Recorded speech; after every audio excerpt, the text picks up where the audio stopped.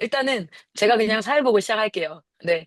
매달 이렇게 들어와 주시는 분들이 계셔서 너무 감사하고, 저희 시간 같이, 물론 영상으로도 볼 수 있어요. 요즘에 유튜브 많이 이렇게 틀어놓고 뭐 설거지도 하고, 운전할 때도 막 이렇게 하고, 이렇게 하면서 할 수 있는데, 우리가 딱 자리를 정리하고, 우리의 마음을 들여서 한 달에 한 번은 정말 우리가 부모로서 그냥 온전히 기도하고 또 우리가 그 하나님께서 우리에게 주시는 메시지들이나 내용들을 한번 생각해보는 그런 시간을 가질 수 있다는 건 참 의미가 깊고, 저도 매일 아침 올라오는 전수젠 기도 제목 있잖아요. 그걸 가지고 기도를 하거든요.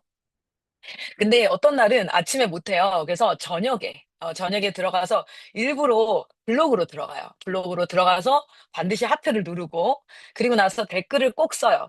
그 댓글은 누구 보라고 쓰는 게 아니라 내가 오늘 쓰여진 말씀과 기록된 말씀과 그 내용과 이 기도문을 내가 했다라는 것을 확인하는 건데, 어떤 날은요, 저도 이틀, 3일을 못하고 있다가 이제 들어가요. 그러면 일단 오늘 거부터. 제가 재정을 관리할 때도 숙제를 할 때도 처음부터 하려 그러면 못해. 제가 우리 애들한테 항상 얘기하거든요. 얘들아, 숙제가 밀리면, 처음부터 하려고 그러면 죽었다 깨나도 못해. 그러니 오늘부터 해서 오늘 숙제부터 끝내는 거야. 그리고 어제 숙제, 그저께 숙제, 이렇게 가는 거야.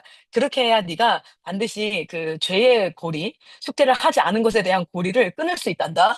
지금 이번에 본부에 어떤 친구들, 중학교 친구들이 지금 숙제가 밀려가지고 근데 오늘도 못한 거예요. 예, 물어보니까, 지난주 주일날 나온 거, 아니, 그 지난주 금요일 나온 거부터 이제 못한 거예요.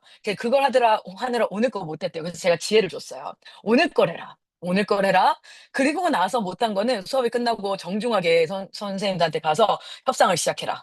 그렇게 해서, 선생님, 제가 나오는 숙제를 매일같이 하면서 이 숙제를 하루에 하나씩 좀 따라잡아 보겠습니다. 저에게 힘을 주세요. 응원과 지지를 보내주세요. 그러면 너에게 욕을 하면서 이 책임감 없는 놈 이럴 분들은 단 한 명도 없다. 그래서 제가 이제 전수된 그 기도도 한 2, 3일 밀리면 그날 해요. 그리고 그 전날 거를 가면 이제 하트가 안 눌려져 있잖아요. 그럼 하트를 눌러요. 그리고 나서 댓글을 써요. 그 전날 거에서 한 3, 4일 지나가다 보면 하트가 눌려진 게 나와요. 그렇구나. 내가 3일 밀렸었구나. 이걸 확인하기 위해서 제가 하트를 눌러요. 근데 이제 그렇게 하면서 정말 오롯이 하루에 10분을, 제가 길게는 못하겠고요.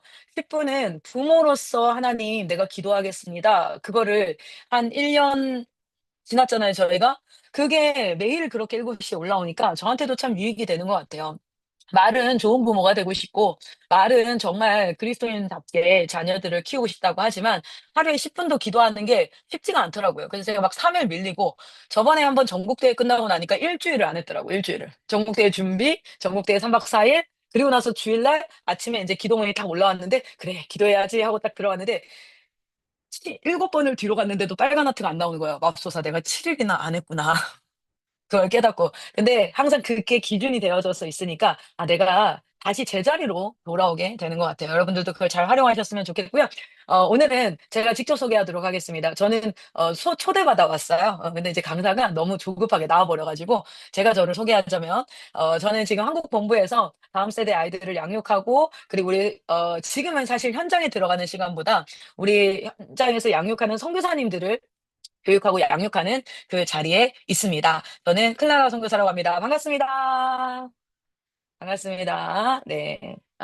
저희 집도 난리가 났습니다. 방금 제가 문을 이제 잠궜더니 막 울고 그래서 지금 아빠는 조용히 카톡이 오는 거죠. 몇 시에 끝나니 너? 연애 때보다 더 간절히 서로를 기다리는 것 같아요. 이렇게, 너 언제 끝나니? 뭐 이런 거, 언제 집에 오니? 뭐 이런 거 있잖아요. 자, 그래서 제가 조용히 말했습니다. 2시간 걸릴 것 같은데? 그렇구나. 네. 자, 그러면, 우리 오늘은 말에 대한 이야기를 좀 해보도록 할 텐데, 사실은 PPT가 2개예요. 근데 저는 이걸 2개 다 할 수는 없을 것 같기는 해요. 내용이 좀 많아서.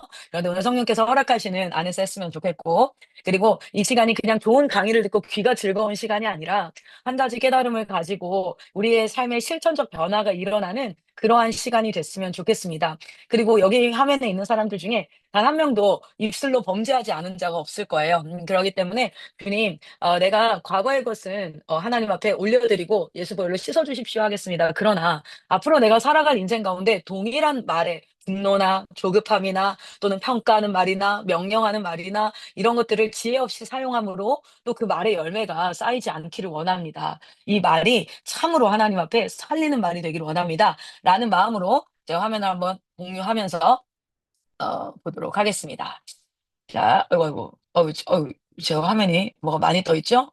어라? 자, 어머나. 네. 여러분 화면이 보이시나요? 말말말 이거 화면 보이세요? 아, 좋습니다. 네. 그럼 한번 보도록 할게요. 네.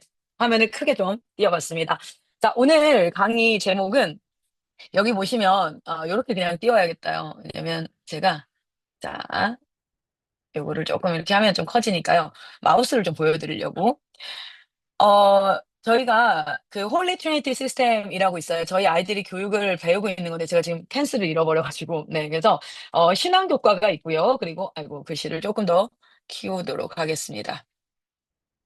펜슬을 잃어버렸는데 펜슬 비싸더라고요. 그래서 다시 못 사고 있어요. 지금 찾을 거를 기대하고. 네.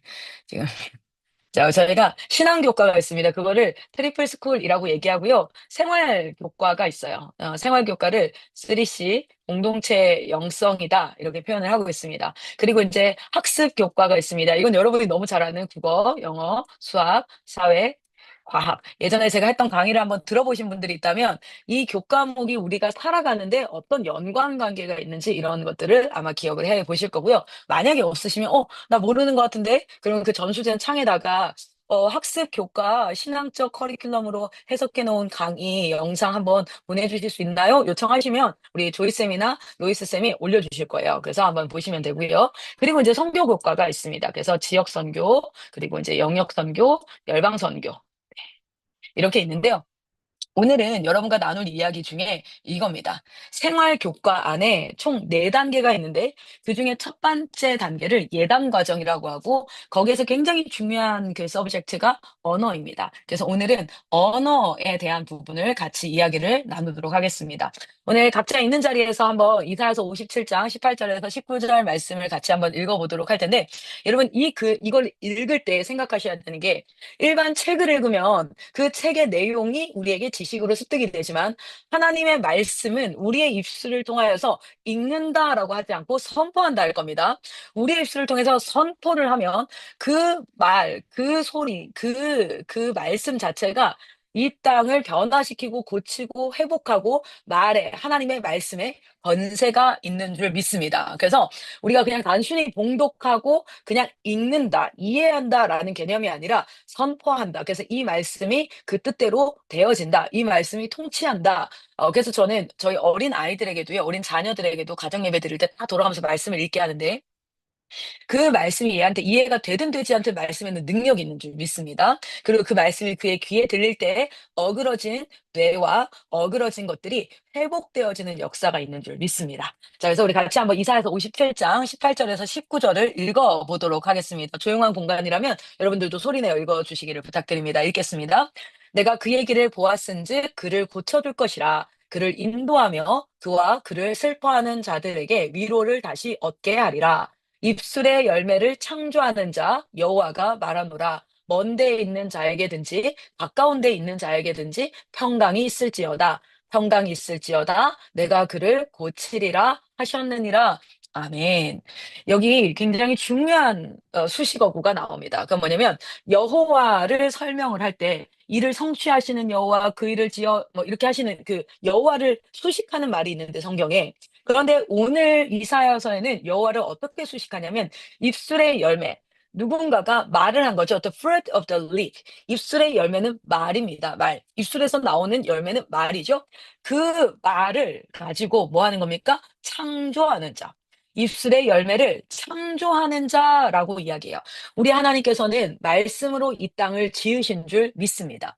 그래서 사실은 하나님께서 인간에게는 언어라는 개념을 주셨어요. 물론 돌고래에게도 언어가 있다. 앵무새에게도 언어가 있다. 막 이런 얘기들을 합니다. 원숭이에게도 언어가 있다. 그러나 창조 세계 가운데 피조물 가운데 인간과 같은 체계적인 사고력을 가진 언어 체계를 가진 집단은 없습니다. 그러니까 하나님께서 모든 피조물과 조금 인간을 다르게 지으시고 그 인간에게 하나님의 형상을 부으시고 그 형상으로 말미암아 이 땅을 다스리게 하셨는데, 그런 특별한 자리에 우리를 두셨는데, 그런데 거기에 굉장히 중요한 것이 무엇이냐면, 생각하시는 하나님께서 우리에게 생각하게 하셨지요.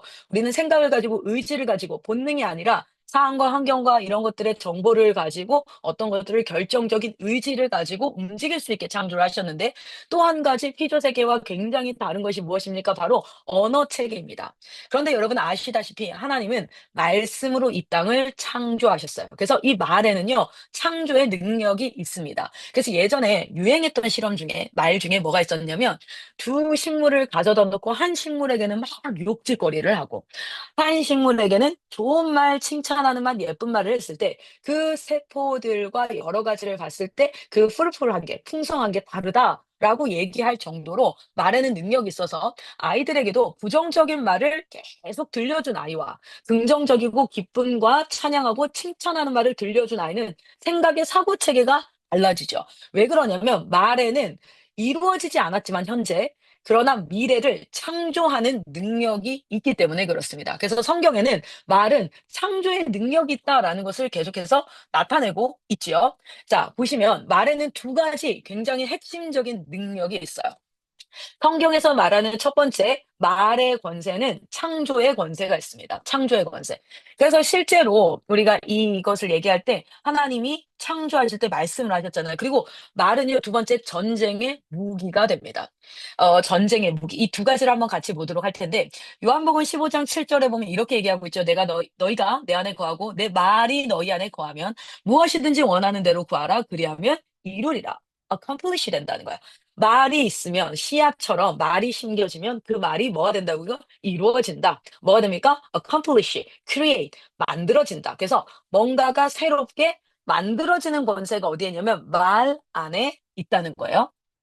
두 번째, 요한복음에서도 보면 지금까지는 너희가 내 이름으로 아무것도 구하지 아니하였으나 구하라. 우리가 말로 선포하라는 겁니다. 실제 제가 여기에다가는 두지 않았지만 에스겔서에 보면 이런 말씀이 나와요. 내가 이스라엘 백성들을 이렇게 구원할 것이고 이렇게 할 것이고 저렇게 할 것이고 다 약속하시고 나서도, 그리고 나서 딱 한 절 얘기합니다. 그러나 너희는 내게 구하여야 할지니라. 구한다는 건 결국 뭐예요? 소리내어 입으로 말해야 된다는 거예요.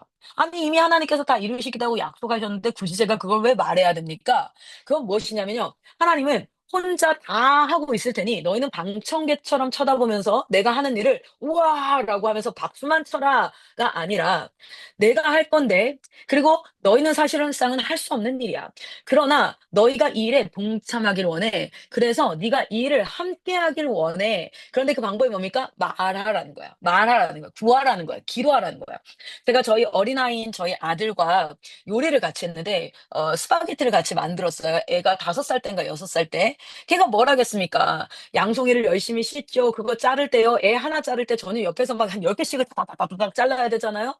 그리고 나서 막 피망 자르고 씻고. 근데 얘는 씻는 건지 주변 애가 물을 튀겨 가지고 엉망진창을 만드는 건지 모르겠지만 하여튼 지는 요리사가 돼서 아주 신났어요. 앞치마하고 머리까지 다 하고 인제 막 이렇게 하는 거예요. 근데 사실상은 그거 제가 다 만들었어요. 옆에서 아주 그냥 막, 그리고 애 일치는 것까지 내가 다 단돌이 해 가면서 만들었어. 그리고 마지막에 인제 접시에 플레이팅을 딱 해 가지고 식탁에 딱 내놓고 아빠를 부르는 겁니다. 그러고는 뭐라고 얘기합니까? "아빠, 어머니가 다 만드시는데 저는 약 한 10분의 1 정도만 했어요." 이렇게 얘기하잖아요. "필승이가 만들었어요." 그러니까 아빠가 "어머, 우리 필승이가 스파게티를 만들었구나." 이러고 인제 맛있게 먹는 거예요. "너무 맛있다."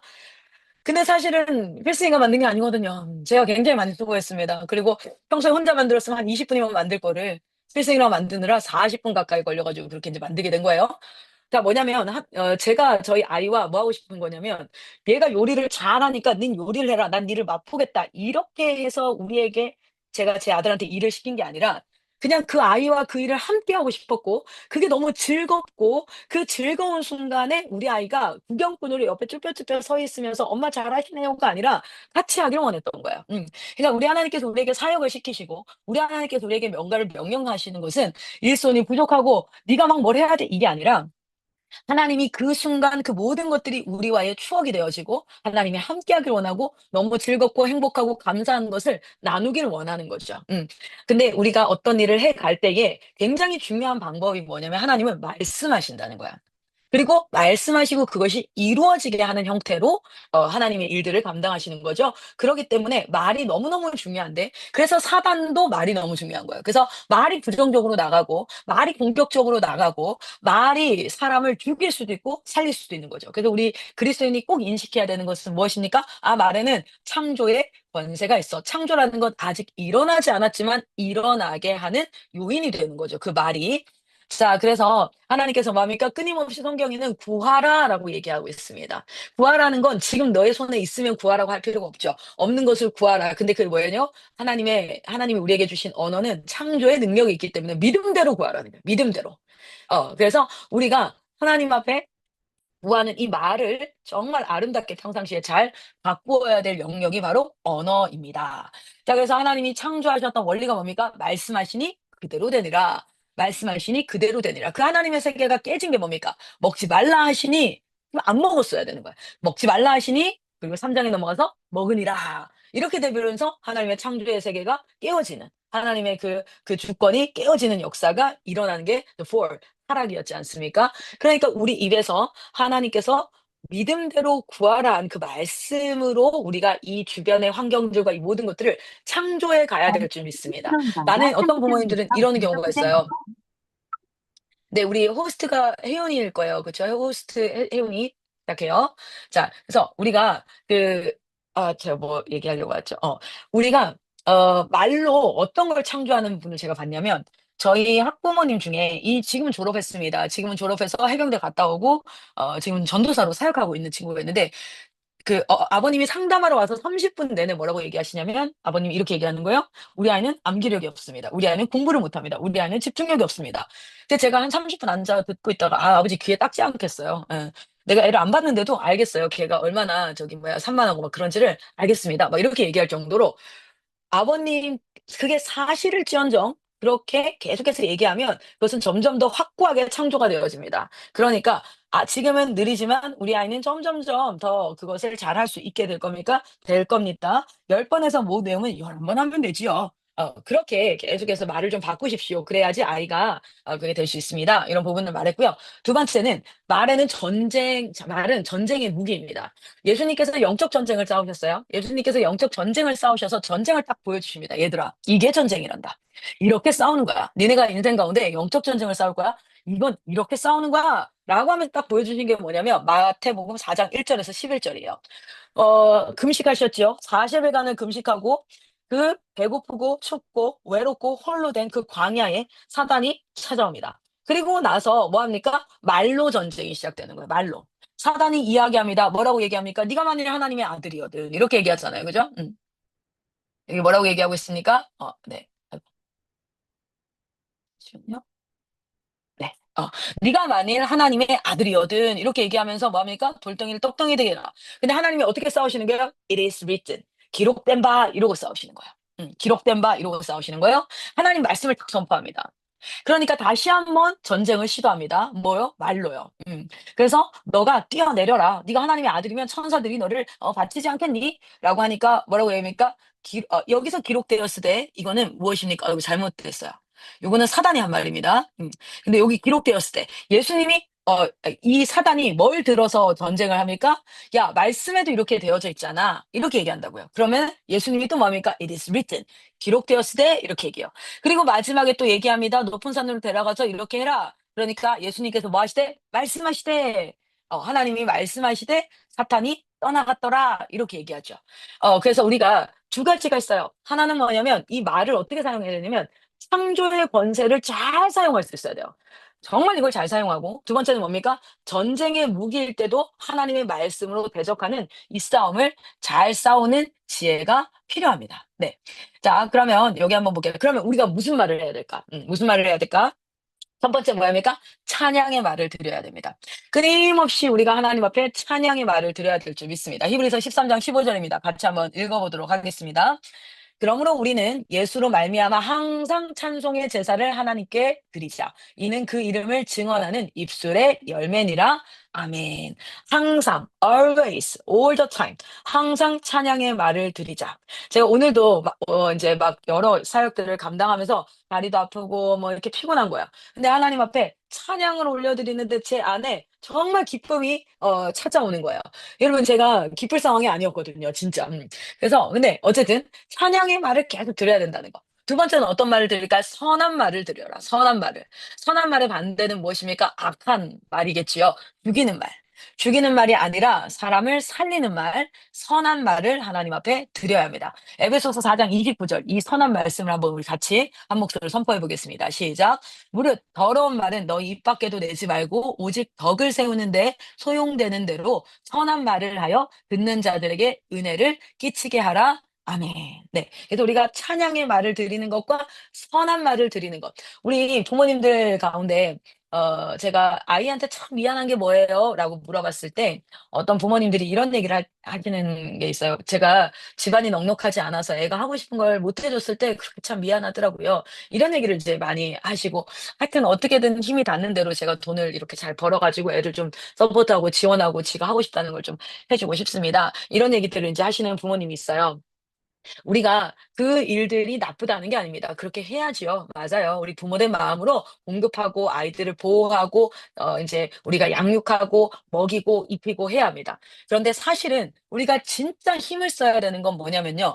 여러분 우리가 용돈을 한 달에 100만 원씩 주는 것보다 또는 그 아이에게 미국 갈 기회, 어디 선교 갈 기회 아니면은 정말 패딩을 입히 따뜻한 패딩을 입히고 겨울이면 부츠에서부터 시작해서 여러 가지 좋은 신발들과 이런 것들을 입히는 것 그것보다 훨씬 더 좋은 효과는 뭔지 아십니까? 어 우리가 아이들을 하루 종일 엄마한테 아빠한테 듣는 말에 명령하고 규율을 얘기하고 이런 것보다 찬양의 말과 선한 말, 살리는 말, 감사. 제일 중요한 건 뭡니까? 감사. 선한 말의 핵심이 뭐예요? 감사, 감사, 감사. 이 말을 많이 들려주려고 어쨌든 든든 힘을 쓰는 것. 이것이 참으로 중요한데 제가 이 말을 하면서 제가 찔리네요. 왜냐면 방금 제가 아이들한테 얘기하고 왔거든요. "엄마 강의한다. 조용히 해라. 소리 다 들어간다. 엄마 강의한다. 조용히 해라." 이런 말들을 하고 왔는데 제가 이거 끝나고 나서 아마 가서 얘기해야겠죠. "너희가 조용해 줘서 엄마가 얼마나 강의를 잘했는지 몰라." 막 이런 것들을 이제 얘기해 주고 해야겠죠. 그리고 세 번째 믿음의 말을 드려라. 믿음의 말을 드려라. 자, 우리 한번 읽어보겠습니다. 고린도후서 4장 13절입니다. 시작. 기록된 바 내가 믿었으므로 말하였다 한 것 같이 우리가 같은 믿음의 마음을 가졌으니 우리도 믿음으로 또한 말하느니라. 아멘. 여러분 사람은요 믿음대로 말할 수밖에 없습니다. 네, 그래서 우리가 믿음의 말을 그런데 되게 웃긴 건 이런 거 있죠. 우리가 웃긴 환경이 있을 때, 웃긴 상황일 때 막 웃어요. 근데 그냥 갑자기 웃어요. 지금 한번 웃어 보실래요? 그럼 또 웃겨요. 서로 웃는 모습 보고 괜히 웃기다요. 근데 또 웃다 보면 더 웃게 되고요. 인제 이런 것처럼 뭐냐면 처음에는 우리가 어떤 믿을 만한 일이 있을 때 믿음이 일어나죠.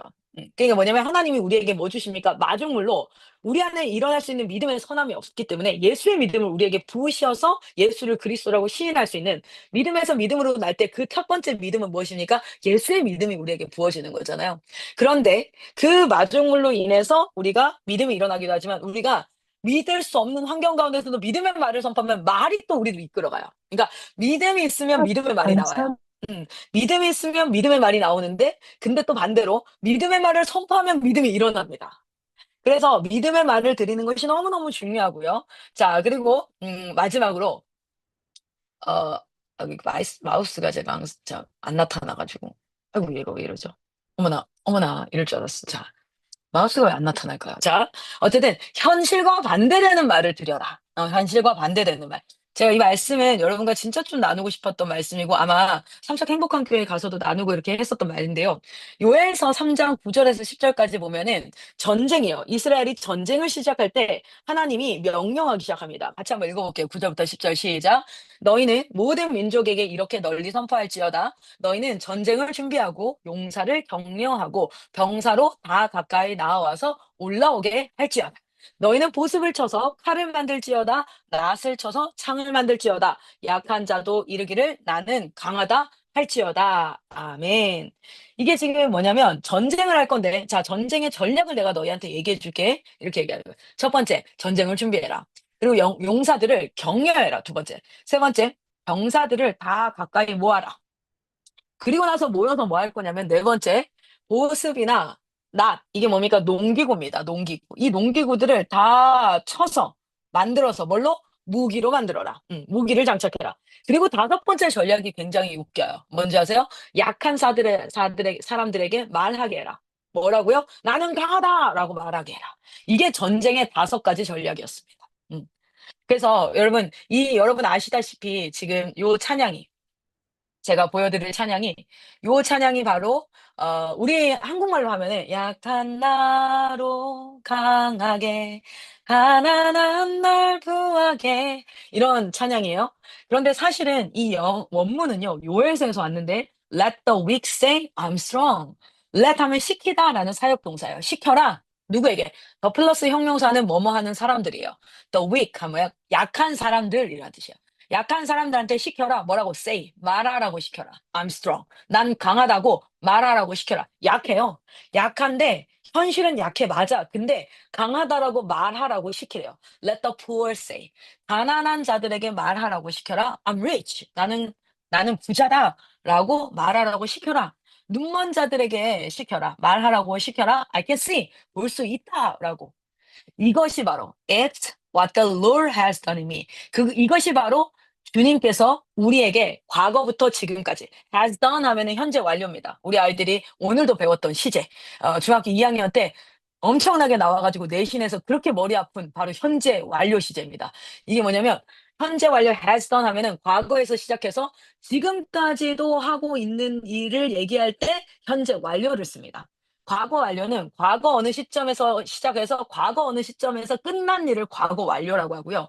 과거에서부터 시작해서 현재까지 진행되고 있는 일, 지금까지의 일들을 다시 don이라고 표현해요.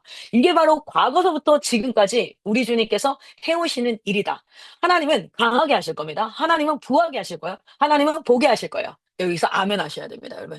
아멘, 아멘, 아멘. 그런데 현실은 그렇지 않아요. 그런데 현실이 그렇지 않은 우리가 주님 우리에게 승리를 주세요라고 기도하잖아요. 그러면 하나님이 그래 알았어 내가 다 해줄 테니까 넌 가만히 기다리고만 있어 알겠어? 넌 박수 칠 준비하고 있어. 이렇게 하는 게 아니라 하나님이 얘기하는 거야. 오케이 나는 그것을 할 수 있는 전능자 하나님이시라라고 얘기하시고는 이렇게 얘기합니다. 너는 구하라. 너는 뭐하라? 말해라. 입으로 선포해라. 그렇게 얘기하시는 거예요. 그랬을 때 하나님께서 그 일들을 행해 오셨습니다. 그리고 우리는 깨닫습니다. 와우. 진짜 이루어지네? 라는 것을 깨닫는 거예요. 여러분 실제 가나 혼인 잔치 기억나십니까? 가나 혼인 잔치에 마리아가 하는 말이 있어요. "주께서 무엇을 시키시든지 그대로 하라." 이렇게 얘기해요. 그런데 그때 시킨 일이 뭐예요? 물을 가득 채우고 그걸 갖다 떠다 주라는 거예요. 말도 안 되는 거였어요. 현실과 정반대되는 일이에요. 그러나 뭐 합니까? 그대로 행했을 때 하나님의 역사를 하나님의 위대하심을 보게 됩니다. 저는 자이드너트를 양육하면서 이런 생각 참 많이 했어요. '내가 뭘 잘못했을까?' 그래 내가 삶으로 보여줬어야 되는데 그렇지 못해서 그래. 계속해서 항상 사단은 저에게 정죄하는 마음을 계속 주는 거예요. 그리고 '난 뭘 잘못했어.' 정죄하는 마음을 계속 주니까 제 말도 어떻게 나오냐면 애한테 "엄마가 진짜 미안하다. 엄마가 뭘 이렇게 해서" 막 하여튼 말이 부정적으로 나오고 근데 나도 열심히 했잖아요. 최선을 다했잖아요. 그러니까 어떤 말이냐면 자조적인 내 자신을 깎아내리면서도 "나도 너무 어려워서 그랬는데." 하면서 자포자기하는 말들 그런 말들이 계속 나오는 거예요. '아 내가 이 굴레에서 벗어나야겠어.' 그래서 못하는 거는 뭐 어쩔 수 없죠. 그러나 믿음의 말들을 하고 "얘들아 너희의 삶은 하나님이 주인이야. 나도 하나님이 주인이야. 얘들아 나도 아버지 있다. 누구만 아버지 있지 않다. 나도 아버지 있다. 우리 아버지께서 천하 만민의 주인 되신다." 이렇게 얘기하면서 아이들한테 이 말들을 그렇게 말하고 나니까 저도 약간 피식 웃게 되고 그러면서 "하나님 우리 아이들을 하나님 손에 올려 드립니다.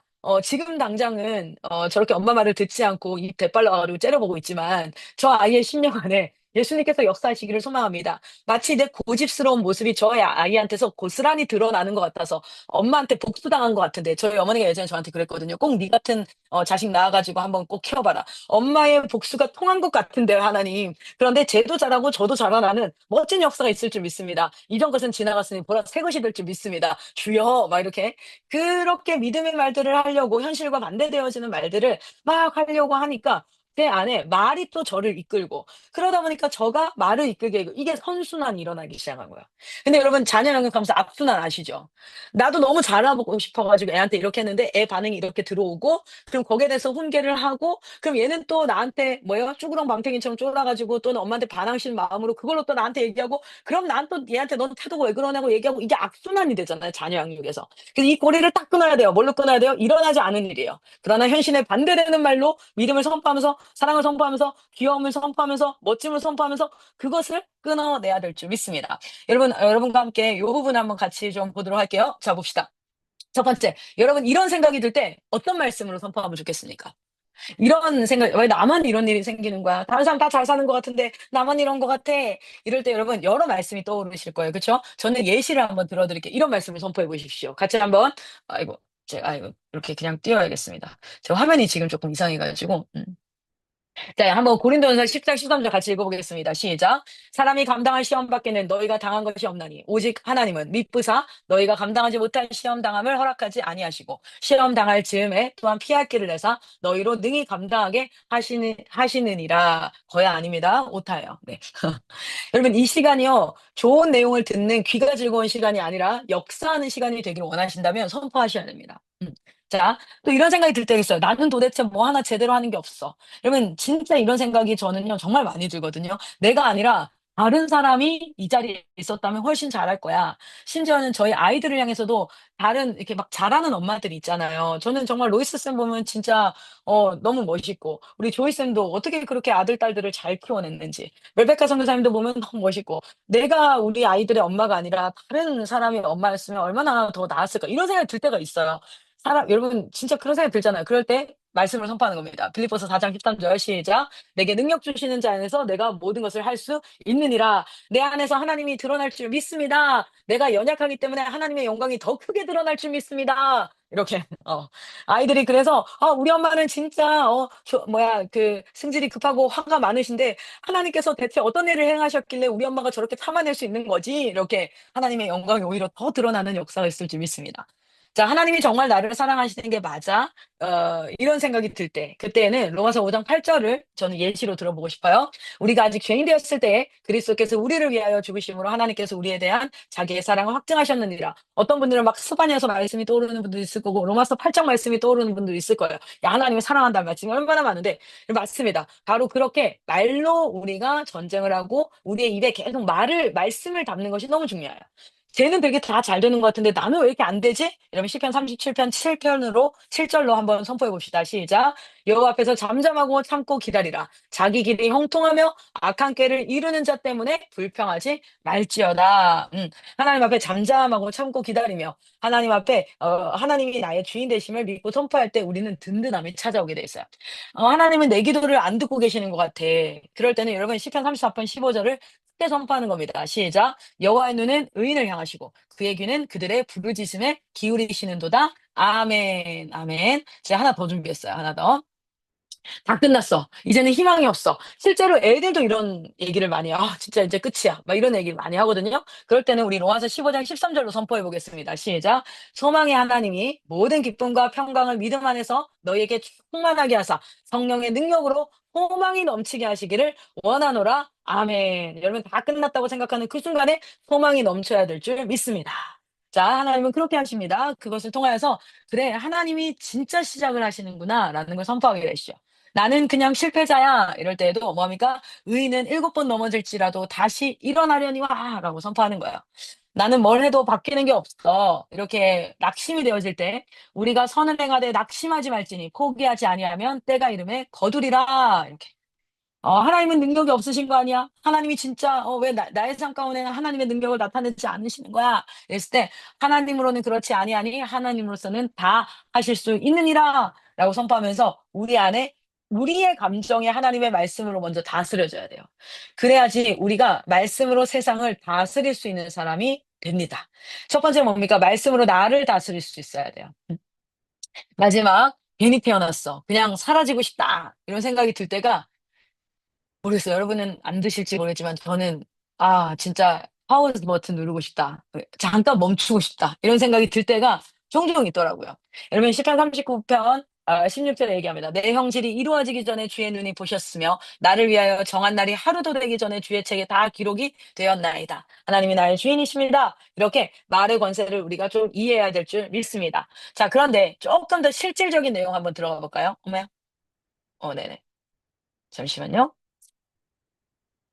랩탑이 쪼끔 상태가 이상한데요. 자, 쪼끔 더 제가 실질적인 이야기를 가지고 한번 이야기를 좀 해 볼게요. 자, 공유를 좀 하고 허이. 이게 공유를 잠시만요.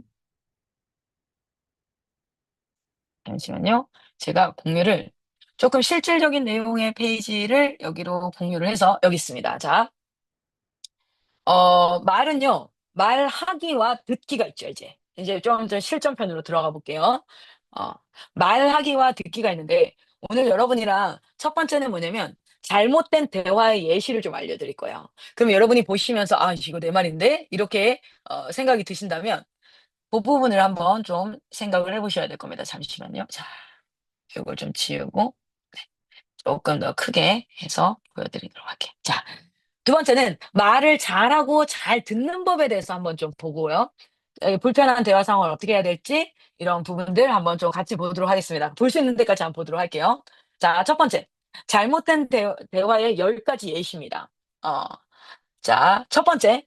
비난하거나 질책하는 형태인데 결론을 내고 얘기하는 거예요.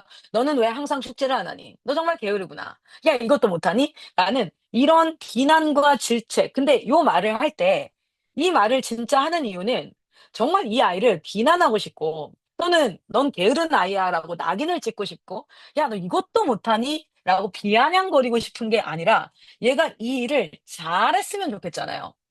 그러면 내 본심의 마음을 한번 생각해 보셔야 돼요. 말이 툭 나옵니다. 근데 그 말이 나올 때 해석해 봐야 돼요. '내가 진짜 원하는 게 뭐지?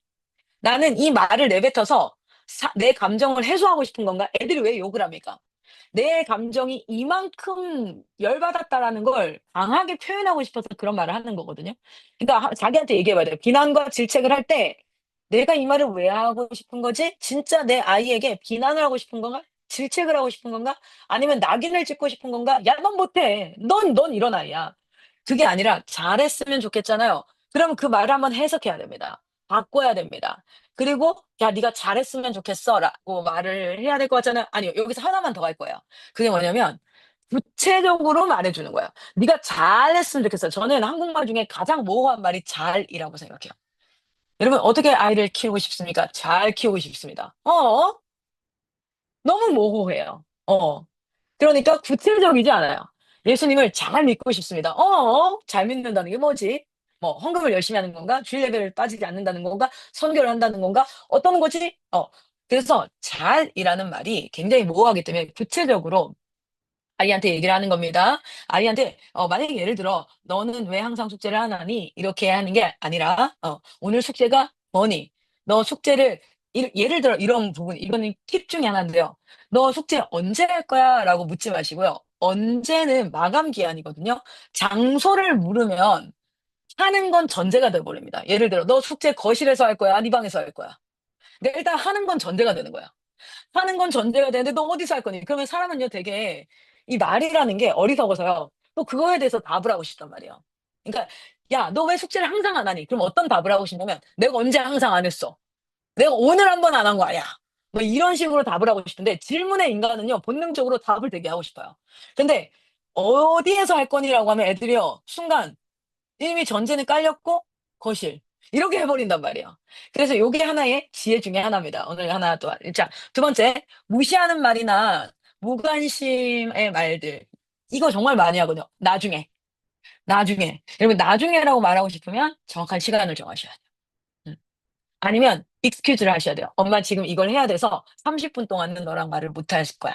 아니면 5 분만 잠깐만." 그 어린아이들 같은 경우에는 시계를 이렇게 큰 바늘에 여기 숫자 1 까지 가면은 5 분이잖아요. 1 까지 갈 때까지 엄마가 말을 못 해. 요거 딱 1 되면 "그때 엄마가 너랑 말을 해줄 수 있어."라고 구체적으로 얘기한다든지. 어쨌든 무관심과 무시하는 거. 이런 것들은 정말 안 좋은 형태의 말입니다. 잘못된 예시죠. 과도한 충고. 여러분 모든 것에 정답을 내주는 부모님이 있어요. 그냥 좀 듣고 있어도 되고 이렇게 하는 것들인데 모든 것들에 답을 내주고 그리고 "네가 이렇게 써야 돼. 저렇게 써야 돼. 이것도 나은 거야. 저게 더 나은 거야."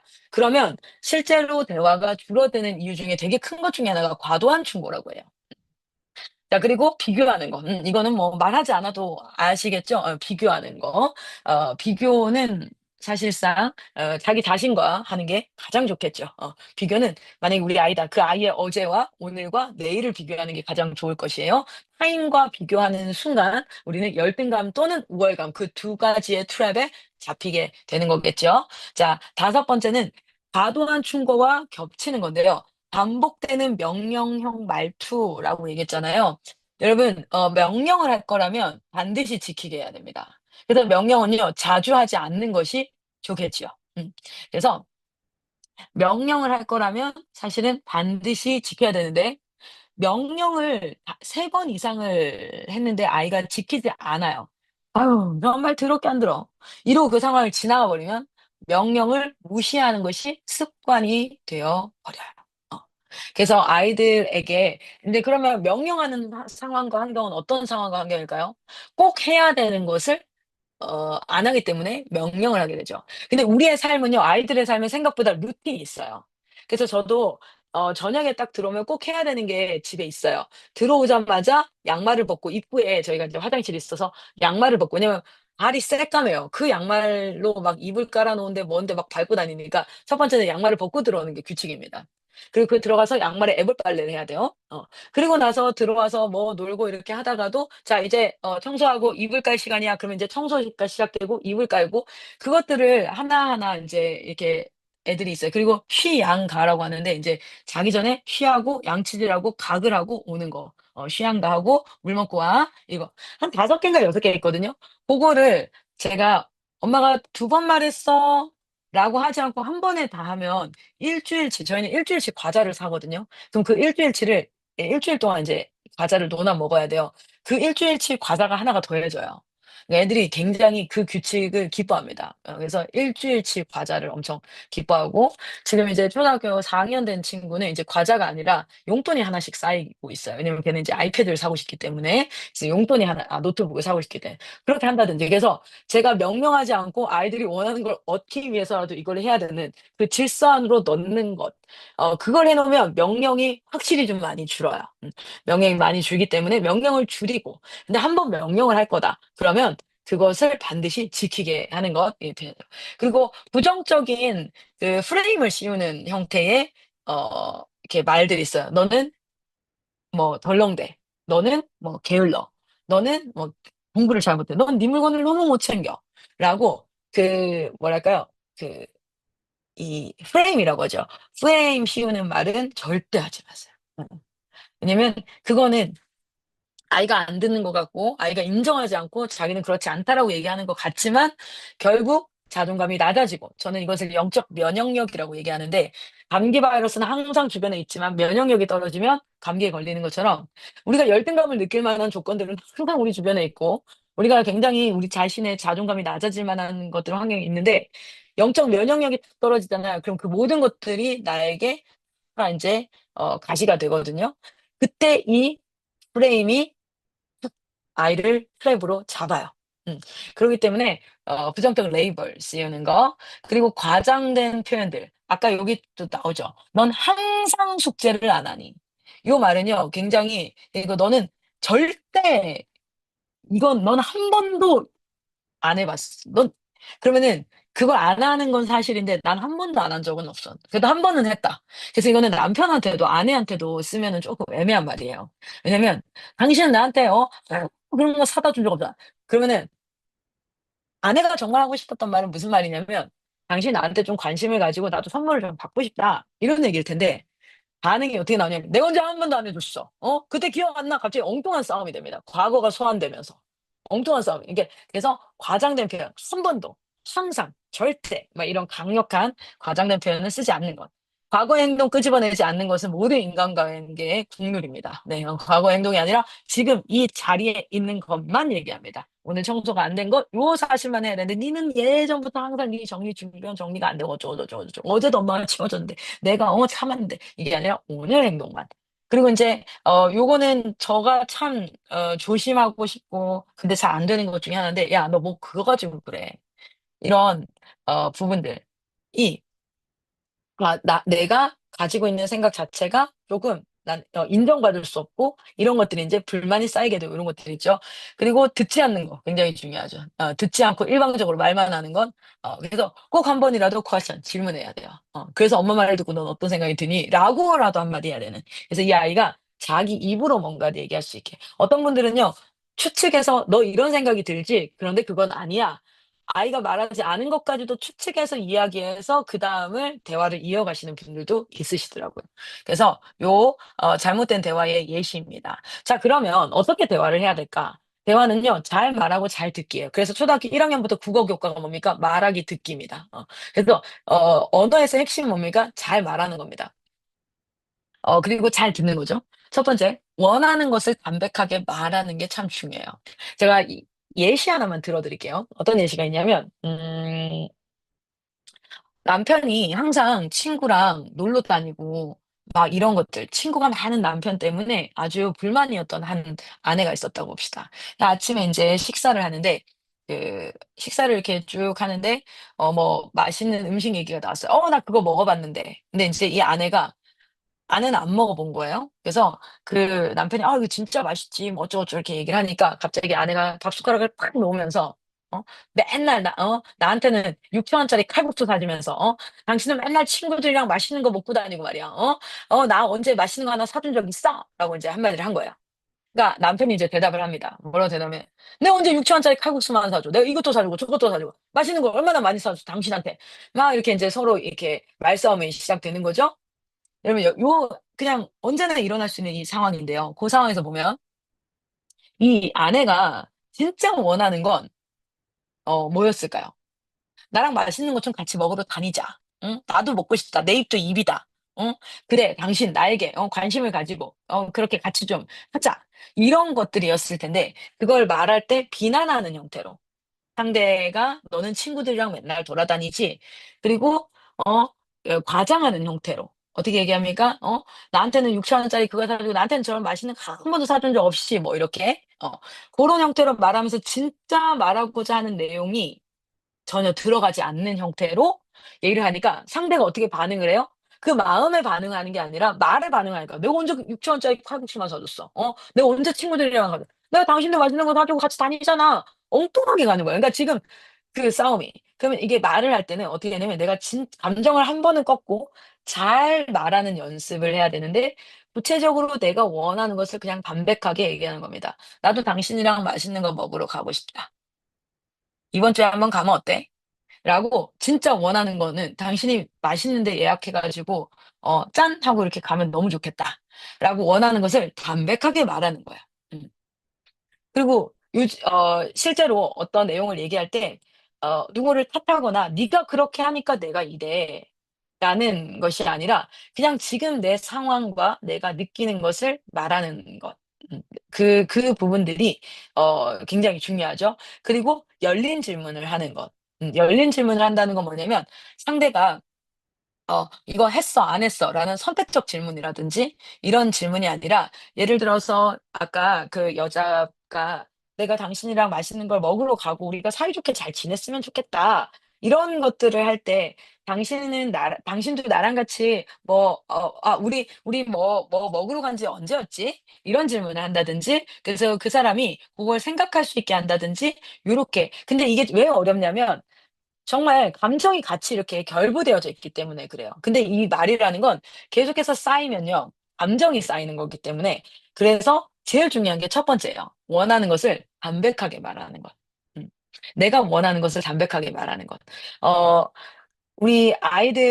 저희 아이들이랑 이렇게 있을 때 정말 아이들이 남자아이들 4 명만 키우잖아요 제가. 아들 넷을 키우는데 나이대도 만만치 않아요. 아무리 뭐 우리 학교에 선생님들이 있어서 아이들을 양육하고 학교도 간다지만 저녁이 되면 오롯이 인제 엄마가 감당을 해야 되는데 아들 넷이서 한번 놀고 지나가면 메뚜기 떼가 지나간 것처럼 장난감, 책, 뭐 먹은 거는 정리를 하지 않고 막 인제 쓰레기 다 이렇게 해 놓고 이렇게 했어요. 그래서 제가 아이들한테 "얘들아." 이렇게 했는데 애들이 제 소리가 들리지도 않아요. 그래서 내가 얘들아, 뭐, 어떻게 냐 한필쌤! 한 명을 크게 불렀어요. 근데 애들이 이제 일동 조용히 되고, 얘들아, 잠깐 일로 와봐? 하고 제가 뭐라 했냐면, 엄마는 너무 피곤하다.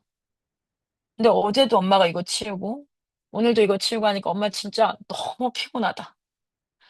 근데 엄마가 이거 치우는데, 너희가 이거 좀 같이 도와줬으면 좋겠다.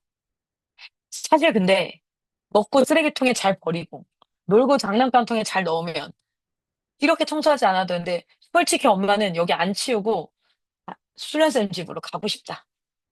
엄마는 다른 집으로, 다른 방으로 가고 싶다. 아, 엄마 너무 피곤한데 이걸 또 다 치워야겠지? 그래야 우리가 잘 수 있겠지? 이렇게 이제 얘기하니까, 셋째, 넷째는 아무 생각이 없고요. 셋째, 넷째는 6살이고 3살이니까 아무 생각 없이 그냥 이제 막 피식피식거리고 있고, 첫째랑 둘째는 그래도 알아듣는 거예요. 근데 제가 협박을 살짝 했어요. 내일도 이렇게 더러우면 엄마는 내일부터 로이스 쌤 집에 가서 잘 거야. 엄마는 여기에서 자지 않을 거야. 그래서 제가 이렇게 그다음 아이 동공이 지진되는 걸 느끼면서 이렇게 얘기했어요. 지금 엄마랑 같이 10분 내로 장난감을 필승이가 치우고, 성도가 지금 여기를 이걸 하고, 필립이가 쓸고, 그다음 한소망은 제발 침대 밑에 혼자 가만히 앉아 있고, 그리고 엄마는 나머지를 설거지를 하면 딱 될 것 같은데 한번 해볼까? 했더니 이제 애들이 이제 그걸 막 하는 거죠. 근데 제가 그렇게 얘기할 할 때가 있지만 그 아닐 때는 어떻게 선생님, 똑바로 안 해? 이거 누가 먹었어? 이거 어디 누가 이거 이렇게 했어? 엄마가 책 바닥에 보고 안 넣으면 책 다 없앤다고 했지. 엄마 이거 오늘 다 갖다 버려? 책 안 읽을 거야? 근데 그렇게 말하고 나면 제 감정도 어떻게 돼요? 미안하고 애들도 자는 거 보면 제가 리뉴제인 사역할 때도 그래요. 애들이 한 번 얘기하면 알아듣지 않잖아요. 11살만 그런 게 아니잖아요. 18살만 그런 게 아니에요. 18살도 똑같아요. 17살도 똑같은데 어떤 권사님이 얘기하더라고요. 38살도 똑같대. 아들은 다 똑같은 것 같대. 그래서 38살도 지가 먹은 밥그릇을 지가 안 치워, 이거. 내가 아주 그냥 막, 이러면서 이제 얘기를 하지 마. 어쨌든. 근데 내가 감정을 섞어서 비난을 해버리고 싶어요. 내 감정을 폭발시키고 싶어요. 근데 내가 진짜 원하는 건 뭐예요? 아이들이 내 감정 폭발 때문에 슬퍼지고 속상하고 주눅드는 게 아니라 그냥 깨끗했으면 좋겠는 거예요. 이걸 채웠으면 그걸 담백하게 얘기하는 거예요. 그리고 나서 제가 그다음 했던 게 뭐였냐면 이게 두 번째 지켜지지 않았을 때는 우리 모두 다 같이 뭘 하나를 금지를 시키고 뭐 이런 식으로. 자, 그리고 잘 알아듣기 가봅시다. 잘 알아듣기는 어떤 얘기를 딱 했을 때 사람은 감정을 섞어서 얘기할 수밖에 없기 때문에 감정을 제거하고 저 사람이 진짜 원하는 게 뭘까를 번역기를 돌리셔야 돼요. 번역기 돌리기. 아까 그 남편 입장을 가봅시다. 아내가 얘기하는 거. 당신 나한테는 맨날 6천 원짜리 칼국수 사주면서, 어디 가서 친구들이랑 맛있는 거 먹고 다니고, 나랑 저런 데 한 번도 안 가보고, 막 이런 얘기를 할 때, 저 여성이 진짜 원하는 게 뭘까? 그래서 내가 친구들과 어디 놀러 가지 않는 걸 원하는 걸까? 아니면 저 여성이 진짜 원하는 게 뭐지? 라는 것들을 번역기를 돌려서 거기에 대해서 반응하는 연습을 하는 거예요. 이게 잘 알아듣는 사람들이에요. 그래서 화를 냈지만 그거에 대해서 잘 알아듣고 이 남편이 만약 그 상황에서 내가 뭐 맨날 6천 원짜리 칼국수만 사줬어. 내가 당신이 얼마나 맛있는 거 먹으러 다니고 막 그랬어. 가 아니라 알아듣고 나서 여보 이번 주에 우리 꽃게탕 먹으러 갈까? 라고 부드럽게 딱 얘기하면 이 아내가 거기에다가 화를 두 번, 세 번 더 내기가 쉽지가 않아요.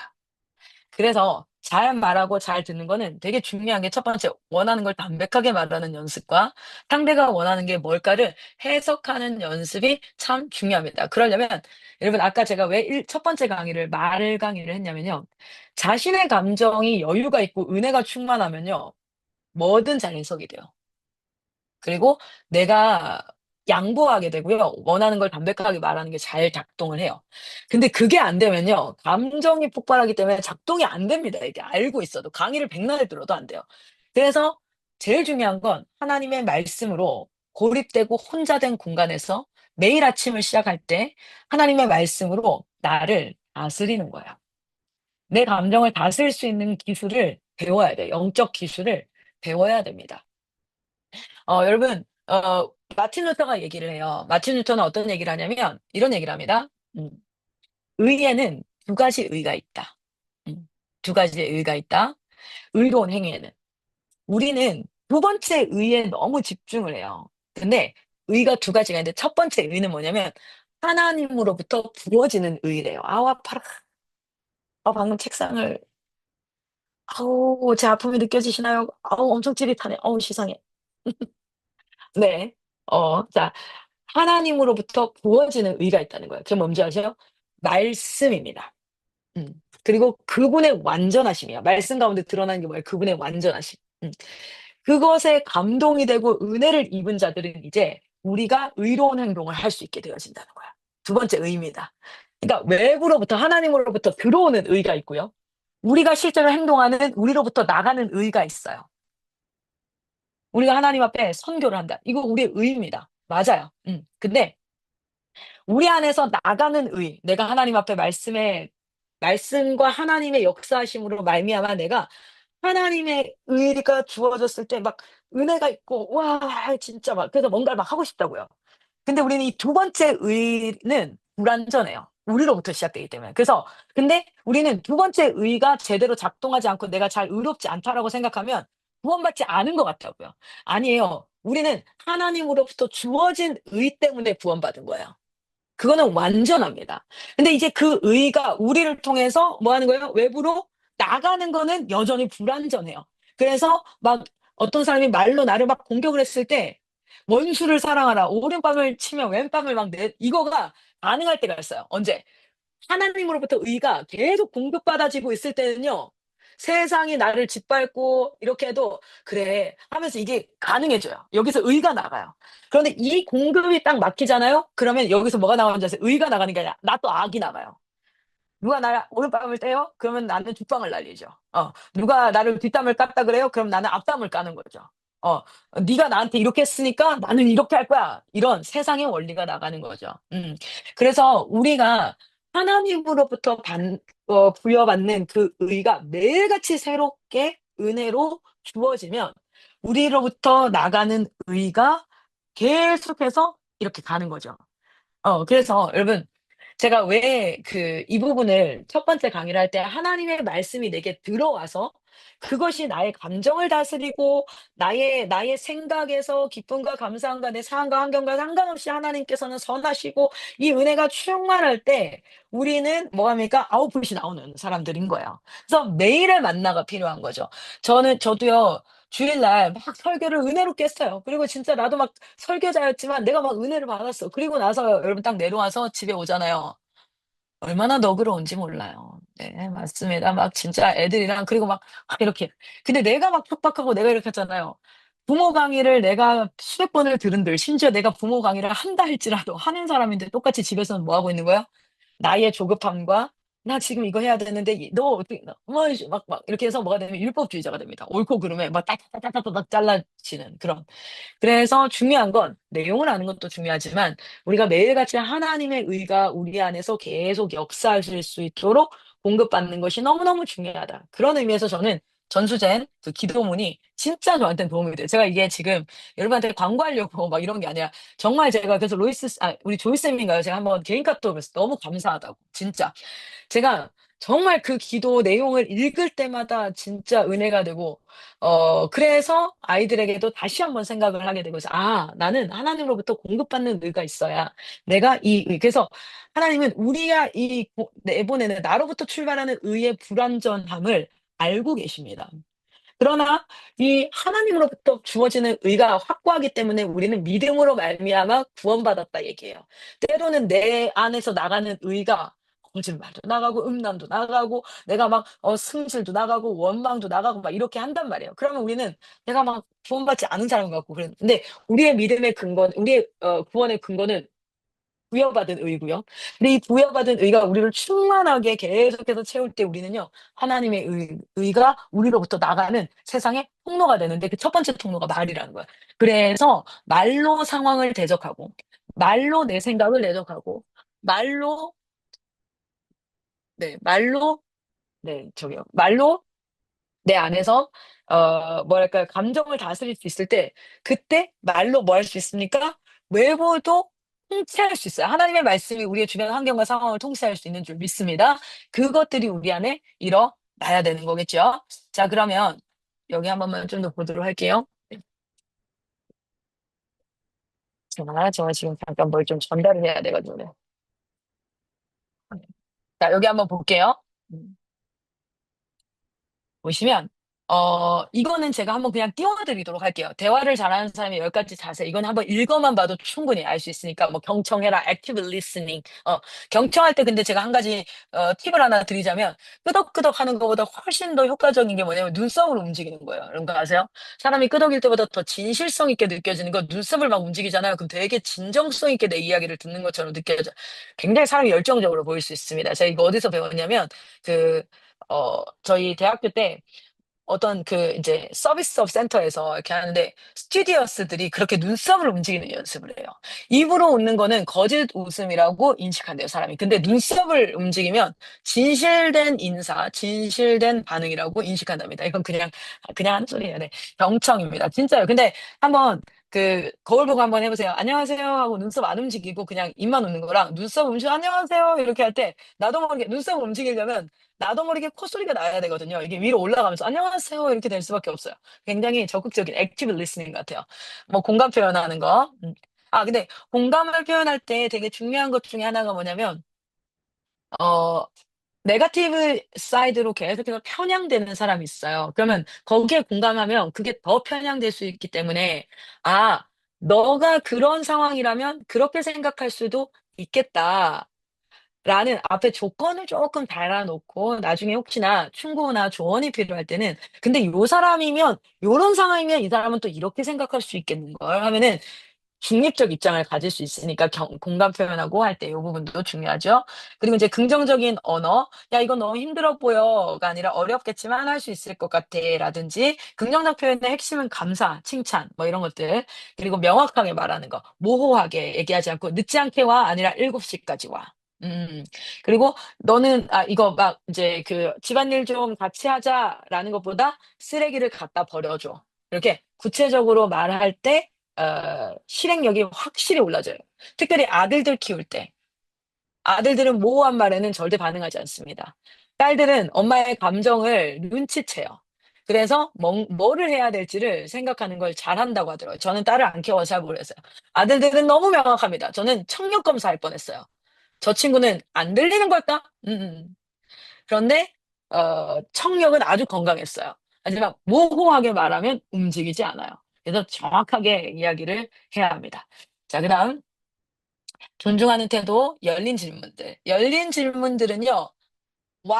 what보다는 why, how가 열린 질문이에요.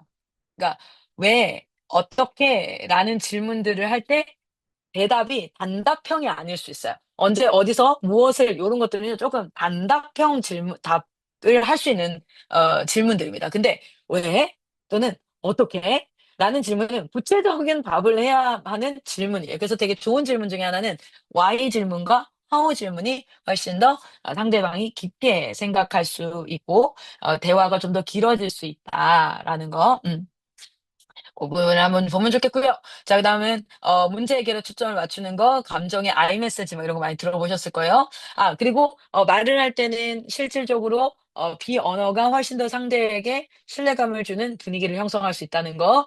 그리고 대화는 다 끝나고 나면 꼭 한번 정리하는 습관을 가지면 이거는 회사에서도 너무 중요하죠. 회사에서도 상사가 어떤 업무를 지시했을 때도 마지막에 뭐 합니까? 정리해서 이게 맞죠? 그래서 당신의 말이 이런 거죠? 라는 것들을 꼭 확인해서 미스 커뮤니케이션이 없게 야 내가 그때 그렇게 얘기했잖아 야 네가 언제 그렇게 얘기했어 이렇게 하지 않고 마지막에 그래서 제가 이제 우리 청년들을 대상으로 언어 강의를 할 때 직장 상사들과 이런 거 할 때에도 업무 지시를 받으면 반드시 카톡이나 이렇게 이메일이나 남길 수 있는 내용으로 이제 지시하신 내용이 요 사항이 맞는 거죠? 제가 이해한 게 이게 맞죠? 라고 뭐 좀 남길 수 있는 그런 것들을 제가 좀 이제 지혜로 그때 강의도 하고 했었어요. 그래서 그렇게 한번 마무리하면 좋습니다. 요건 조금 넘어가도록 할게요. 근데 대화할 때 조금 어려운 상대가 있어요. 그 어려운 상대가 누구냐면 자존감이 낮은 사람들이 대화할 때 조금 어려운 상대가 될 수 있어요. 그래서 실질적으로 요런 이제 자존심 낮은 사람들의 특징이 있는데, 그런, 사람들과 대화를 할 때, 요거는 제가 한번 카톡 그 창에 올려드리도록 하겠습니다. 부정적인 피드백을, 최대한 하지 않는, 형태로 대화를, 그러니까 첫 시작부터, 그래서 이 대화를 쭉 하다가 이 피드백을 이 친구가 듣고자 할 때 피드백을 하는 게 좋습니다. 안 그러면 처음부터 '이 사람은 나를 이렇게 평가해.'라고 생각하고 대화가 이어지기 때문에, 그리고 칭찬할 때도 자존감이 낮은 사람들, 이게 사람, 어떤 사람은 자존감이 낮고 어떤 사람은 높은 게 아니라요. 자존감을 저는 영적 면역력이라고 표현을 했다고 했잖아요. 그게 뭐냐면 면역력이 쭉 떨어질 때가 있어요, 모든 사람이. 저도 그렇거든요. 근데 면역력이 이렇게 또 올라갈 때가 있어요. 우리가 면역력이 언제 올라가요, 육체적으로는? 잘 자고, 잘 먹고, 그쵸? 그리고 잘 싸고, 햇볕 잘 보고, 이렇게 건강하게 모든 영양소가 잘 돌 때, 이럴 때는 면역력이 또 올라가잖아요. 그러면 바이러스가 아무리 있어도 감기 안 드는데. 근데 그게 면역력이 떨어질 때가 있잖아요. 어느 날 내가 잠을 좀 잘 못 잤다든지, 내가 인제 계속 인제 그 뭐 피곤한 일이니까 스트레스 상황이 있었다, 이런 것처럼 자존감 같은 경우에도 높은 사람은 항상 높고 낮은 사람은 항상 낮은 게 아니라 그렇게 쭉 떨어질 때가 있어요. 그래서 그럴 때를 우리가 생각을 해 봤을 때, 칭찬을 할 때는 좀 구체적으로 얘기하는 거. "잘했다." 이런 거보다는 무엇이 어떻게 했는지 구체적으로.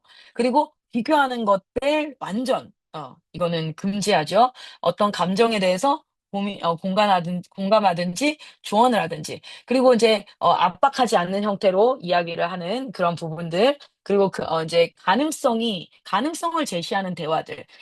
계속해서 "안 된다. 힘들다. 어렵다."라고 얘기할 수 있는 그런 상황 가운데 가능성을 제시한다든지, 지나친 충고가 아니라 일단은 충분히 들어주는 형태를 하면서 "그런데 너에겐 진짜 도움이 필요해 보인다. 그치?" 그러면 그 말에는 반드시 반응하게 돼 있어요. 그러니까 충고를 먼저 하기 전에 꼭 해야 될 중요한 말 중에 하나가 뭐냐면 "야, 너한테는 진짜 도움이 필요하겠다. 아, 그런 부분에 대해서 좀 누가 얘기해 줄 수 있으면 참 좋겠다." 하면 본인이 그게 진짜 목마르거든요. 그러면 "맞아."라고 거기서 반응이 나올 때 '아, 나는 그런 상황일 때 요렇게 하는 것도 하나의 방법일 것 같아.'라는 형태로 대화하는 거예요. 그래서 충고를 한다면 반드시 "야, 진짜 너는 도움이 필요할 것 같아. 지금 상황에서. 나라도 정말 답답하겠어." "맞아. 나는 그런 도움이 필요해."라고 그게 그 상대에서 나올 때 그때 인제 대화가 시작될 수 있게 하고, 그리고 작은 성공이라도 꼭 캐치해 가지고 그거를 설명을 한다든지, 뭐 요런 식으로 하는 그런 부분들을 좀 생각해 볼 수 있습니다. 오늘 그냥 불특정 다수로 제가 강의를 하다 보니까 요 그냥 준비된 내용들만 요 한 가지 챕 섹션만 좀 진행을 했어요. 그래서 어 한번 요런 부분들을 생각해 보면서, 일단 첫 번째는 여러분, 제가 이제 강의를 좀 마무리하면서 첫 번째는 꼭 말씀드리고 싶은 건, 말씀으로, 그러니까 우리 여기 화면에 있는 사람들도 건강하게 생각할 수 있는 사람이 사실은 없다라고 우리는 어 얘기해야 돼요. 그쵸? 왜냐면 굉장히 건강한 것 같지만 실제로 우리는 죄된 세상 속에서 계속 그 사회 문화 속에서 열등감과 우월감과 비교와 이런 것들 안에서 살아왔죠. 그렇기 때문에 우리는 실제 하나님 나라의 운영법과 하나님 나라에 창조되었을 때의 그것들을 경험하지 못한 사람들이죠. 근데 우린 그것을 간접적으로 어떻게 경험하고 있습니까? 하나님이 말씀으로 기록해 주신 것을 가지고 경험하고 있어요. 제가 처절하게 '내가 정말 하나님 나라 관점으로 살고 있지 않아.'라고 깨달았던 말씀이 어디였냐면, 포도원에 일꾼 부르는 천국 비유가 있잖아요. 1 시에 부르고 3 시에 부르고 5 시에 부르고, 그런데 다 똑같이 한 달란트를 준단 말이에요. 그죠? 그때 억울해해요, 한 일꾼이. 근데 그 포도원의 품꾼이 억울해하니까 그 포도원의 주인이 "너 왜 억울해하냐? 응?" 라고 하면서 막 몰아요. 근데 사실 저는요, 포도원의 품꾼이 이해가 됐어요. 그리고 포도원의 품꾼을 혼내는 주인이 이해가 안 되는 거예요. 너무 저는 그때 충격이었어요. 이 말씀은 분명 맥락상 보면 포도원의 품꾼이 잘못한 거고, 포도원의 품꾼을 꾸짖는 그 주인이 맞는 건데, 와, 나는 포도원의 품꾼 같은 생각이 드는데 이게 지금 뭐가 잘못된 걸까, 내가 지금. '아, 난 정말 하나님 나라 관점을 가지고 있지 않구나.' 그때 성령으로 정말 강력하게 깨닫게 되었어요. 그리고 그때 깨달은 게 뭐였냐면, '나는 주변과 비교하는 게 습관이구나. 아, 5 시에 온 사람이 한 달란트면 3 시에 온 사람은 한 1.1은 받아야지. 1 시에 온 사람은 1.2는 받아야지.' 이게 세상의 관점인데 하나님은 뭐라고 얘기했냐면 그 포도원의 주인은 내가 너에게 약속한 것을 내가 그대로 지켰잖아. 그러면 넌 억울할 게 없잖아. 난 11시에 온 자에게도 한 달란트를 약속했어. 1시에 온 자에게도 한 달란트를 약속했어. 3시에 온 자, 그냥 다른 사람과 비교하지 마. 나와 너야. 네가 좀 더 받고 싶잖아. 그럼 비교해서가 아니라 나에게 얘기해야 돼. 나와 너와의 관계야.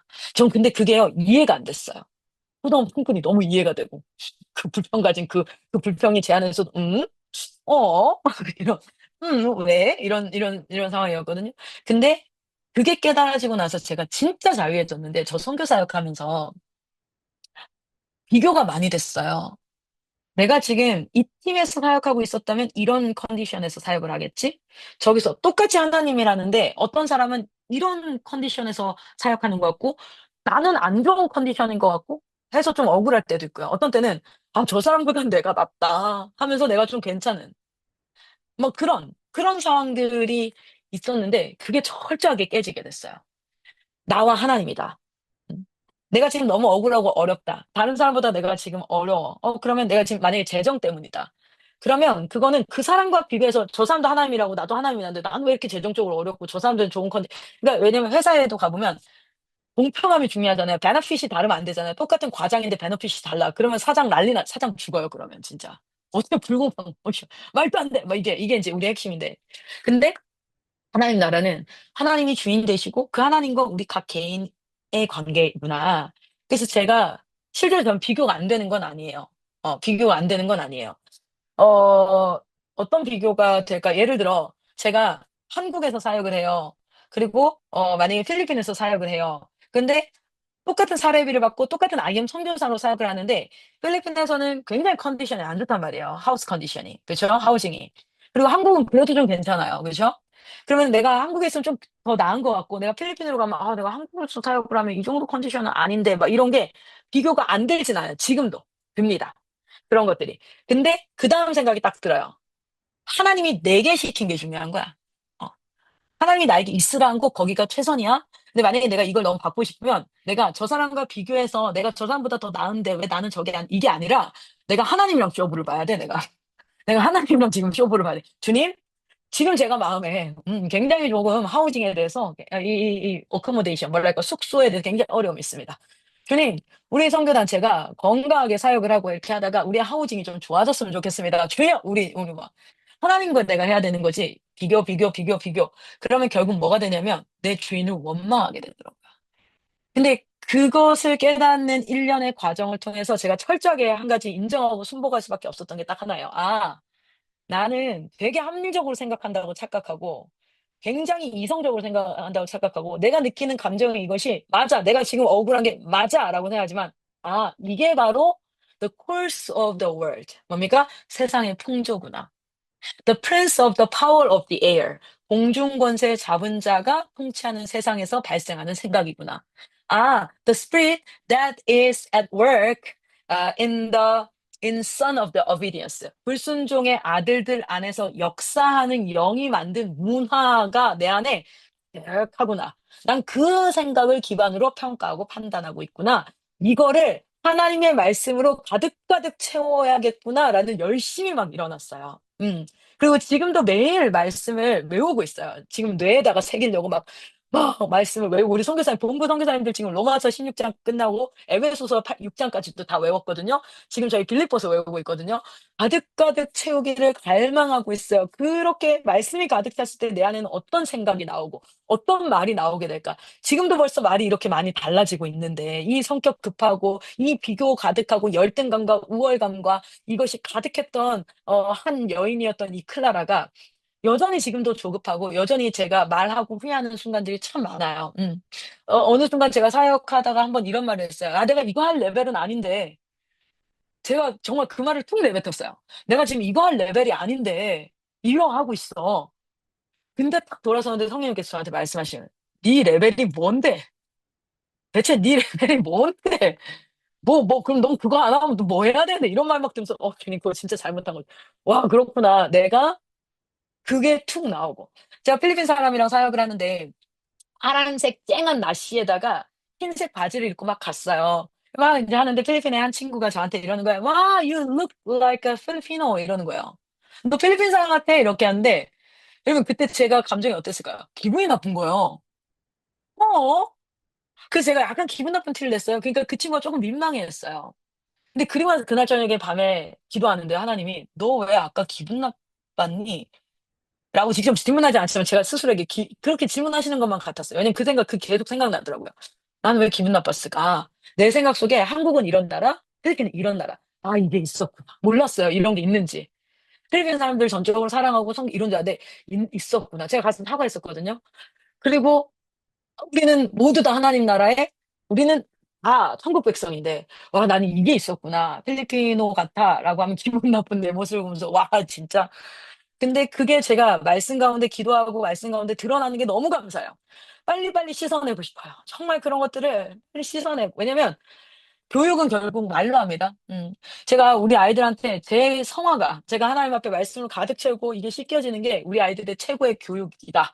나는 그걸 믿어 의심치 않아요. 여러분 그러나 상한 갈 때 꺾지 아니하시고 꺼져가는 등불 끄지 아니하시는 하나님께서 우리에게 생명을 주시고 자녀를 양육하게 하셨다면 우리의 연약한 점 이미 다 아시고 우리에게 그 영혼을 맡기셨지 않겠어요?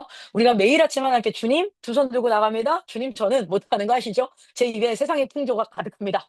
세상의 가치와 문화가 가득합니다. 그래서 오늘도 할 수 있는 동 하나님의 말씀 채우기를 원합니다. 주님 그리고 순간순간 성령 가르쳐 주시옵시고 주님 제가 잘못하면 그 자리에서" 오늘 저희 한국본부 사역자 우리 그 삼천리 창에도 올렸는데 제가 인제 요번 해 사독제 인제 그 지나가면서 창세기를 쭉 지나가는데 거기 요셉의 고백이 나와요. 보디발의 아내가 막 이렇게 "요셉, 요셉." 막 이러면서 막 유혹을 하니까 요셉이 뭐라고 고백하냐면 "맞습니다. 주인이 다 내게 허락했습니다.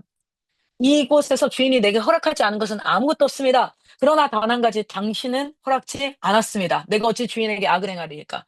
그 말씀을 딱 읽는데 하나님이 제게 어떤 마음을 주시냐면 성령님이 아침에 딱 그 통근동독 딱 펴 놓고 읽는데 "혜진아 내가 에덴 동산에서 아담에게 받고 싶었던 고백이 이거야. 혜진아 내가 하와에게 받고 싶었던 고백이 바로 이거였어." 맞습니다. 뱀이 와 가지고 막 이렇게 하는데 "뱀 맞아. 모든 게 다 허락됐어. 근데 이건 아니야. 내가 어찌 하나님 앞에 악을 행할 수 있겠어. 저리 꺼져 이씨." 이렇게 했어야 돼. "혜진아 내가 받고 싶었던 고백이 그거야." 그런데 그 말이 제 안에 어떻게 들어오냐면 "오늘도 사단은 너에게 하나님의 자리에 앉으라고 하지. 오늘도 세상 풍조를 따르라고 하지. 혜진아 내가 너한테 받고 싶은 고백이 이거야." 그런데 보디발의 아내는 끝까지 요셉을 쫓아가거든요. 그리고 도망치잖아요. 내가 하나님 앞에 그 고백을 드리고 '내가 그 자리를 도망쳐야겠구나. 하나님 앞에 하나님께로 도망쳐야겠구나.' 이런 생각을 제가 했습니다. 말씀은 힘이 있습니다. 근데 우리의 말은요 그냥 일상의 말을 하는 것으로 많이 소모가 되어집니다. 여러분, 여러분의 말이 하나님의 말씀으로 가득 차기를 축복합니다. 우리는 부족해요. 이렇게 얘기하고 저는 어쩌면 이 강의를 끝내고 너무 은혜롭게 기도하고 "여러분 합시다." 하고 문 열고 나가서 5 분도 되지 않아 저 아이들에게 "앉아니? 몇 시야? 지금 10시 반이 넘었는데 지금 뭐 이불 안 깔고 뭐 하니? 응? 너 숙제했어 안 해?" 아마 저도 저희 앞집에 은수 아버지 어머니 이렇게 사시거든요. 종종 밤에 들리실 수 있어요. 막 이런 거 있잖아요. 약간 이렇게 포효하는 소리들. "정신 똑바로 차리라." 뭐 이런 거. 저는 항상 연약해서 그렇게 분노에 맞이 않는 막 열 받아 가지고 막 갑자기 그렇게 하고. 그런데 저는 아이한테 완벽한 모습을 보일 자신은 없고요. 그냥 하나님 앞에 음 은혜가 가득 찬 순간 우리 엄마는 참 너그러웠지. 우리 엄마가 은혜로부터 멀어지는 그 순간 굉장히 가정에 어려움이 나는 엄마가 정말 은혜로웠으면 좋겠어. 엄마가 항상 말씀 가운데 계셨으면 좋겠어. 저는 저희 아이가 완벽해지는 것을 바라지 않아요. 왜냐면 제가 여기서 10 년, 20 년을 쎄 빠지게 훈련시켜 봐도요. 제 자신을 봐도 그렇고요. 우리가 변한다고 착각하잖아요. 아니에요. 그냥 은혜 우산 안에 있으면은 은혜 가운데 있는 거고 은혜 우산이 벗겨지면 어우, 어우, 어우 장난 아니에요. 그냥 성화는 죽을 때 완성되는 거라고 저는 믿습니다. 그래서 그냥 은혜 안에 있는 것이 정말 중요하구나. 그래서 우리 아이들에게도 완벽한 모습이 아니라 "얘들아 엄마 은혜 안에 있을 때, 하나님 말씀에 은혜가 있을 때 너 억울어. 너희도 그러렴. 너희도 거기 꼭 붙어 있으렴. 우리 같이 은혜 안에 있자꾸나. 우리 서로가 그렇게, 그랬으면 좋겠구나. 그래서 우리 예수 안에서 연합하자. 그러면서 저는 조금 마음의 부담이 많이 내려앉았어요. 그리고 제가 시그널이 올 때, 감정이 막 조급해지고, 화가 나는 그런 시그널이 올 때, 성경책을 펴는 게, 훨씬 자연스러워졌고, 기도하고, 저는 정 안 되면, 여러분, 황금종 통성기도, 이거 우리 전국에서 아주 유명하잖아요? 저는 유튜브에 통성기도를 합니다. 그럼 집에서 막 집에 엉망진창이고 제가 화내려는 순간에 근데 어떤 일이 있었는지 아세요? 이게 비밀인데 우리 선생님들이 계셔서 제가 엄청 화가 나니까 저희 필승이라고 첫째 아들이 조용히 통성기도 보고 겁내 크게 틀었어요. 제가 빵 터져 웃어 웃고 그래 기도하자. 그래서 제가 그 자리에서 진짜 그 자리에서 바로 기도했어요. 근데 되게 신기한 거죠. 그렇게 엉망진창인 집에 화가 여기까지 났거든요. 왜냐면 제가 몇 번 얘기했던 걸 안 지켰는데 아들이 통성기도를 트는 순간 저도 모르게 기도가 되더라고요. 근데 기도하는데 웃음과 눈물이 같이 났어요. 고맙다 필승아 이러고 이제 그랬고 주님 맞아요. 좀 어지러우면 어때요? 치우면 되죠. 근데 저 오늘 되게 피곤하네요. 막 통성기도를 하는데 제가 기도하는 동안에 저희 둘째 셋째가 청소를 시작했습니다. 네, 주여 감사합니다. 네, 그리고 뭐 미완성이었지만 저도 기쁜 마음으로. 어, 부모는 자식이 잘 훈련받고 오면 완벽한 모습을 보이길 원하고요. 자녀는 부모가 어, 완벽하길 원하고요. 그러면 서로에게 옥죄이는 그게 되더라고요. 근데 서로가 너무 연약해서 은혜 우산 안으로 도피성으로 뛰어들지 않으면 살 수 없는 자라는 걸 서로가 인정할 때 함께 손잡고 도피성으로 뛰게 되는 역사가 있더라고요. 할렐루야. 너무 그래서 동역자가 될 수 있는 것 같아요. 여러분, 어, 우리는 기도하면 내가 능력을 받고 그 능력으로 아자아자 살아가자 이렇게 될 것 같잖아요. 어, 네, 지금 옆에서 갑자기 저희 아버님께서 지금 화가 나셨어요. 지금. 네. 이게 뭐 우리의 삶이 아니겠습니까? 그래서 우리가 그 말씀 가운데 거하는 것 그것이 가장 중요하고요. 그 외부적 은혜가 있을 때 우리의 말과 행동이 나갈 수 있습니다. 대신 우리 로이스 선교사님이 강의하시는 3C 규칙은 너무 중요합니다. 여러분 왜 규칙을 지켜야 되는지 아냐면 서로가 공존해서 살기 위한 거예요. 어떤 사람은 지저분해야 생각이 잘 된다는 사람이 있어요, 공부가. 어떤 사람은 깨끗해야 잘 돼. 그러면 중간선을 지켜야 돼요. 규칙이라는 게 있어야 돼요. 그래야 너는 나한테 맞춰, 나는 너한테 맞춰가 아니라 우리가 이걸 같이 맞추자 해야 되거든요. 그래서 규칙 강의가 있을 때 여러분, 반드시 들으시고 공간 관리 뭐 이런 것들 꼭 이렇게 수면 관리 이런 거 꼭 들으셔서 규칙을 세우십시오. 하나님도 법으로 하나님의 나라를 다스렸습니다. 그래서 오늘 강의가 여러분에게 유익하셨기를 바라면서 우리, 한번 우리 오늘 MC가 로이스 쌤이신가요? 조이 쌤이신가요? 네, 우리 로이스 쌤이 한번 마무리해 주시고 기도 인도해 주시면 감사하겠습니다. 전 여기까지 하겠습니다. 감사합니다.